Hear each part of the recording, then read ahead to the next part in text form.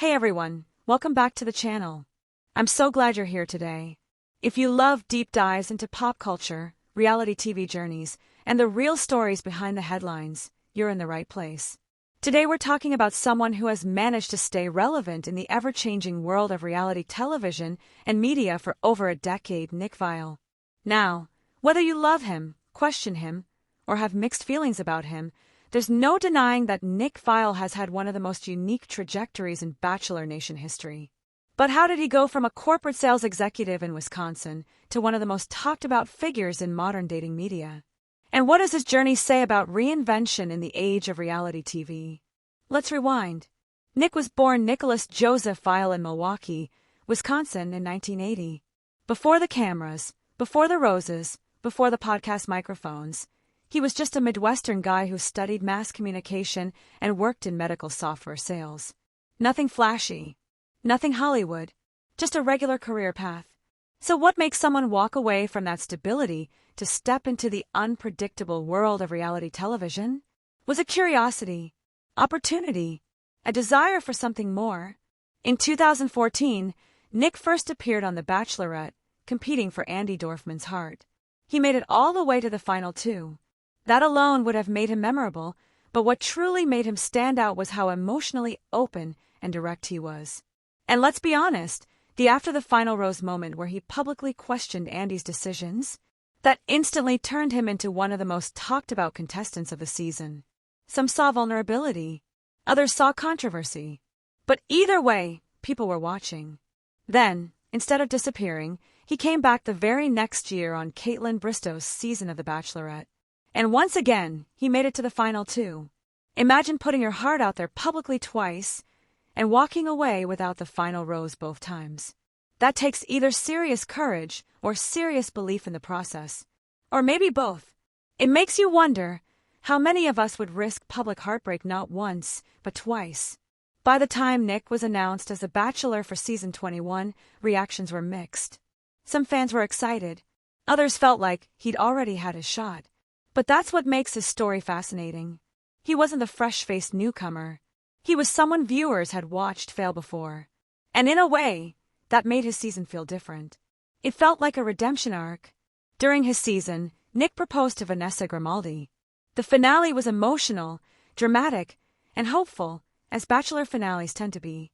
But months after the show aired, they announced their split. And here's where reality meets reality. The cameras stop. The fantasy dates end. Real life begins. How many relationships formed under intense pressure and edited storytelling can truly survive outside that bubble? After his season ended, Nick didn't fade away like many former leads. Instead, he pivoted. He competed on Dancing with the Stars, showing a lighter, more playful side. But the real shift came in 2019 when he launched his podcast, The Viall Files. And this is where things get interesting. What could have easily been just another reality star podcast turned into something much bigger. The Viall Files became a space for relationship advice, pop culture commentary, and honest conversations about dating in the modern world. Nick positioned himself not just as someone who had dated on TV, but as someone willing to analyze relationships in a thoughtful way. Millions of downloads later, the podcast is still going strong. But here's the thought-provoking part. When someone who found fame through televised romance starts giving dating advice, do we judge them more harshly?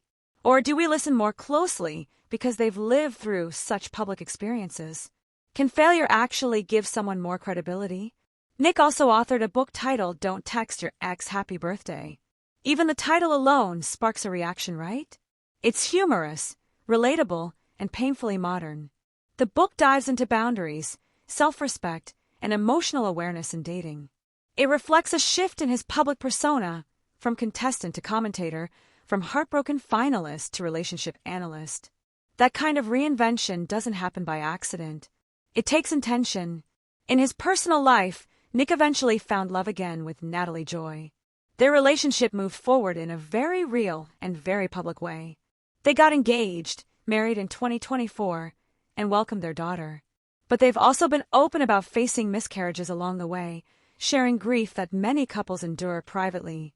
When public figures talk openly about loss and vulnerability, it can create connection instead of just content. Does that kind of transparency change how we see them? Does it make celebrity feel more human? Of course, Nick hasn't been without controversy. As a podcaster, he often shares strong opinions. And in today's world, strong opinions can spark strong backlash. There have been moments where he's had to clarify statements or apologize. But that's part of the territory when your platform is built on commentary. It raises another question. In the age of podcasts and social media, where does accountability begin and end? Looking at Nick's journey as a whole, what stands out isn't just longevity, it's evolution. He started as a reality TV contestant chasing love. He became a lead, then a media personality, then an author, then a husband and father. That's a lot of chapters for someone many initially saw as just another Bachelor contestant. And maybe that's the bigger takeaway. Reality TV can introduce someone to the world, but what they do after the spotlight shifts, that's where character and adaptability show up. So I'm curious, how do you see Nick Viall? Is he someone who mastered the art of staying relevant? Someone who genuinely grew through his experiences? Or maybe a bit of both? Let me know your thoughts in the comments. I love reading your perspectives, especially on stories like this where opinions can vary so much. If you enjoyed this deep dive and want more thoughtful breakdowns of pop culture figures and the stories behind their public personas, go ahead and give this video a like. It really helps the channel grow. Share it with a friend who loves Bachelor Nation debates. And of course, don't forget to subscribe so you never miss an upload. Thanks so much for watching and spending your time here with me. I'll see you in the next video.